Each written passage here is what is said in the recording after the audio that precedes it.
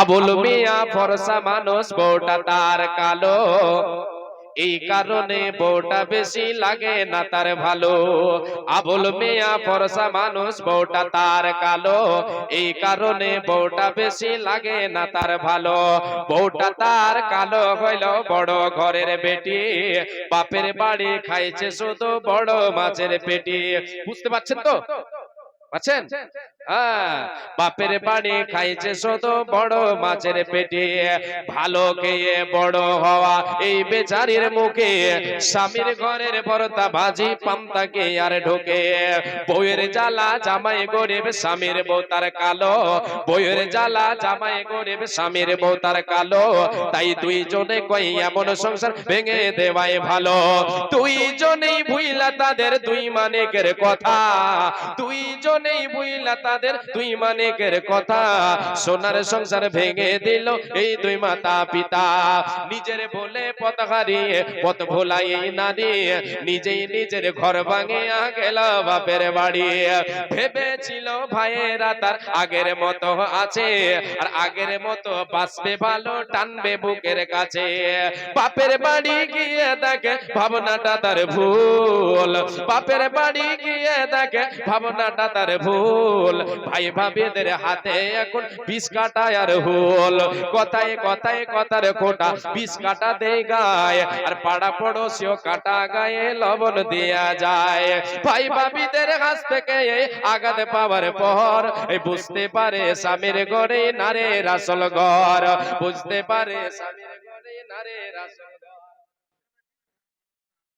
Doctor Rafiq Alam সাহেব MR হসপিটালের director 10,000 টাকা দিয়েছেন। মাশাআল্লাহ, তিনি 10,000 টাকা দিয়েছেন। মাশাআল্লাহ, আলহামদুলিল্লাহ। আল্লাহ তোমার এক বান্দা, আল্লাহ তোমার বান্দা, আল্লাহ এখানে ছিল, 50 টাকা মোলা তোর আগে দিল, মিটাই হেদাও তার জীবনের ফলো।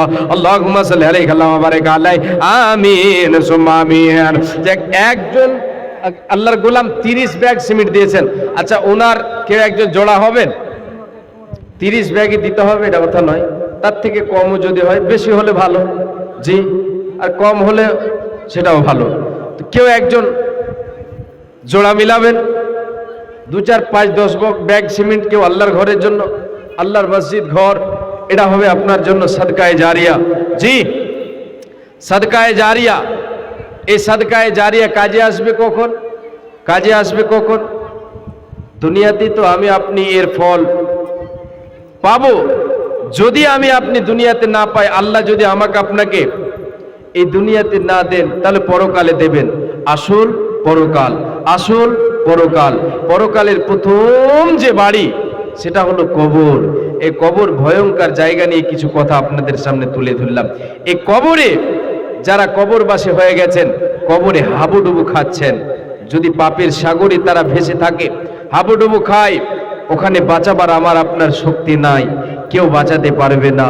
আমি আপনি যদি তাদেরকে বাঁচাতে চাই, আমি আপনি যদি বাঁচতে চাই, তাহলে সাদকায়ে জারিয়া যদি আমি আপনি আজকে পৃথিবীতে করে যাই, তাহলে এই সাদকায়ে জারিয়া আমার আপনার জন্য সেই ভয়ঙ্কর জায়গা থেকে আমাকে আপনাকে বাঁচাবে।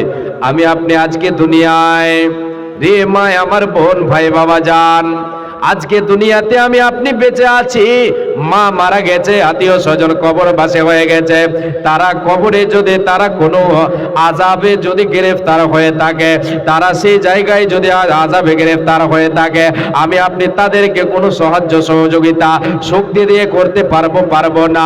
বিশ্ব নবী দয়ার কান্ডারি বলেছেন, যদি তাদের জন্য সাদকা জারিয়া করা যায়, তাদের জন্য সাদকা করা যায়, তাদের জন্য দান করা যায়। আজকে আমি আপনি দুনিয়ায় গরিবকে দিলাম, দুঃখীকে দিলাম, ইয়াতিমকে দিলাম, বিধবাকে দিলাম, মসজিদ মাদ্রাসায় আল্লাহর ঘরে দান করলাম, এক কথায় লিল্লাহিয়াত। আমি আপনি যদি কোনো দান করে, আর যদি আমার আপনার সে আত্মীয়র নামে দান করে, আমারও লাভ আছে, ওই আত্মীয়রও লাভ হবে কি? আমার মা আপনার মা, আমার বাবা আপনার বাবা, আমার ছেলে আপনার ছেলে কবরবাসী হয়ে আছে, কবরে হাবুডুবু খাচ্ছে, যদি আপনি তার নামে দান করেন, এই দানটা আল্লাহ তাবারাক ওয়া তাআলার নবী বলেন তাকে স্বর্গ সরকারি মাধ্যমে তার নেকির খাতায় পৌঁছে দেওয়া হবে। ওই আযাব থেকে গো তাকে আল্লাহ পরিত্রাণ দেবেন। বিশ্বনবী বলেছেন, ইন্না সাদাকাতা লা তুতফিউ আন আহলিহা হাররাল কুবুরি ওয়া ইন্নামা ইয়াস্তাদিল্লুল মুমিনু ইয়াওমাল কিয়ামাতি ফি দিল্লি সাদাকাতিহি। মুমিন রে, তুমি দান করলে এ দান তোমার হারিয়ে যাবে না, পালিয়ে যাবে না, এটা তোমার কাজে আসবে রে। যেদিন তুমি কবরবাসী হয়ে যাবে, কবরের আযাবকে, কবরে যে জাহান্নামের আগুন জ্বালানো হবে, এই আগুনকে নিভিয়ে দেবে। মুমিন যে দান করে যাবে, সে দানে তার কবরের আযাবকে নিভিয়ে দেবে। যদি মুমিন কাউরের নামে দান করে, ওই দানকারী ওই ব্যক্তির জন্য, যদি কোনো মৃত ব্যক্তির জন্য দান করে, তার কবরের আযাবকে দূরীভূত করে দেওয়া হবে, তার কবরের আযাবকে হালকা করে দেওয়া হবে, জাহান্নামের আগুনকে নিভিয়ে দেওয়া হবে।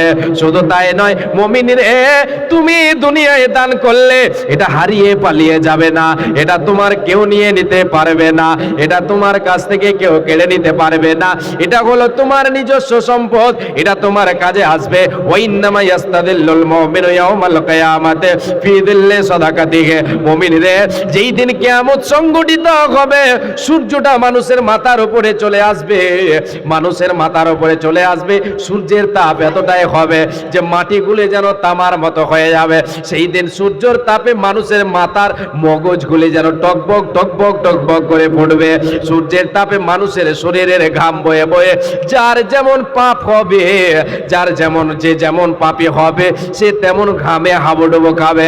নবীজি বলেন, মুমিন রে, সেই দিন আজকে দুনিয়ায় বেঁচে থেকে যে দানটা তুমি করে যাবে, এই দানের ছায়া তলে তুমি সেই দিনে স্থান পাবে। একবার জোরে বলেন সুবহানাল্লাহ।